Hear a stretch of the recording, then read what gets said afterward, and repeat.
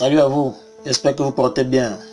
Je me présente, je suis Marcel Kamlan, présentateur de la chaîne CGI, signifie Canada Global Info.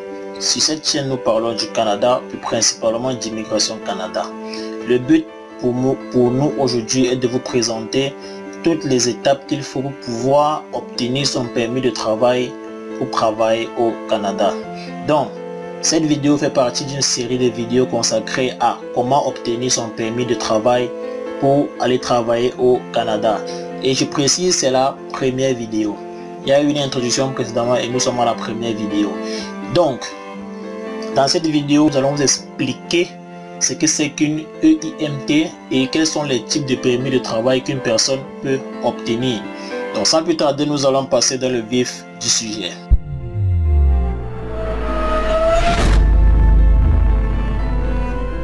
C'est quoi une EIMT? Qu'est-ce que c'est qu'une EIMT? EIMT signifie tout d'abord étude d'impact sur le marché du travail. Comme ceci est dit sur le site international du Canada, parce que j'ai oublié de préciser, je ne travaille pas dans l'immigration Canada, mais je me base sur les informations qui sont écrites sur leur site et sur les informations que des personnes qui y résident me transmettent en fait.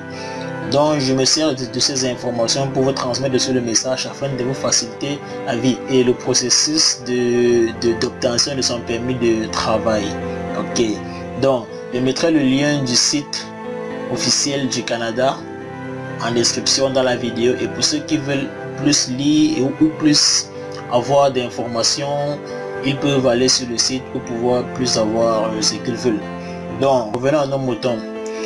Une EIMT, c'est un document qui peut être obtenu, c'est pas toujours obligatoire, mais qui peut être obtenu par un employeur lorsqu'il désire embaucher un travailleur étranger ou bien des travailleurs étrangers. Donc, ce qui veut dire que ce même document atteste que les résidents canadiens ou permanents ne peuvent pas effectuer ce travail. Donc, c'est un document qui est demandé expressément lorsqu'on veut embaucher des travailleurs étrangers. Donc, c'est ça une EIMT. Donc, l'embaucheur a besoin de ce document pour pouvoir recruter des travailleurs étrangers si besoin en est. Donc, c'est ça pour une EIMT. Donc, concernant maintenant les types de permis de travail qu'un travailleur peut obtenir lorsqu'il fait sa procédure de demande pour un permis de travail. Donc, on distingue deux types de permis de travail. Le premier, c'est le permis de travail ouvert. Et le deuxième, c'est le permis de travail lié à un employé. Donc, le premier cas, revenons au premier cas, qui est le permis de travail ouvert. Avec ce permis de travail, un travailleur peut travailler n'importe où et pour n'importe quel type d'employé, à l'instar de deux types d'employés. Le premier employé qui ne peut pas travailler, c'est celui qui ne respecte pas les consignes qui ont été écrites par l'immigration Canada. Donc il a peut-être comme on le dit, il a peut-être des aérés, il a peut-être des documents qui ne sont pas conformes, il a peut-être bon bref, il a encore des soucis à régler avec l'immigration Canada. Donc pour ce type d'employeur, même si tu as un permis de travail ouvert, tu ne peux pas travailler pour lui.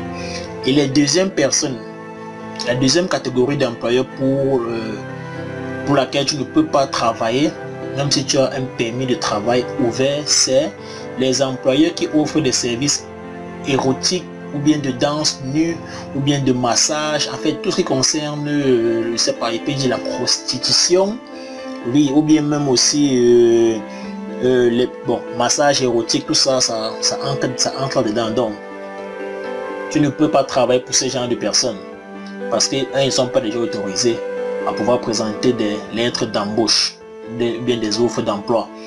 Donc c'est tout pour le permis de travail ouvert. Maintenant, pour le permis de travail lié à un employé, comme son nom l'indique, le permis de travail est lié à un employé précis.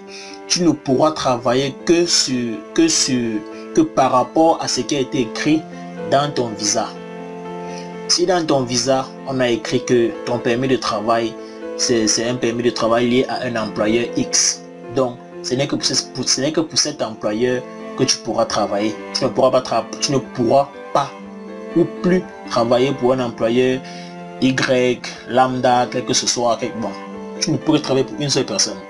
Et aussi, tu ne pourras que travailler sur le lieu qui est indiqué sur ton visa. Donc si dans ton visa il est écrit que tu dois travailler dans la province du Québec et dans la ville de Montréal, dans tel quartier, ce n'est que là-bas que tu vas travailler. Juste là, tu ne peux pas te déplacer et travailler ailleurs. C'est ça en fait. Et aussi, tu ne pourras que travailler, bon, ils ont dit ici, sur le lieu. Bon, s'il y a un lieu ou bien s'il y a un endroit, comme j'essaie de préciser, le quartier et consort. Donc, vraiment, tu es vraiment limité sur ce qui est écrit sur ton passeport pour un permis de travail lié à un employé.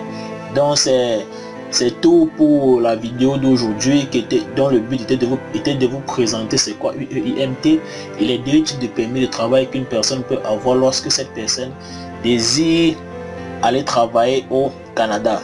Si cette vidéo vous a plu, n'hésitez pas à la liker, à me mettre en commentaire vos questions si vous en avez et à vous abonner surtout.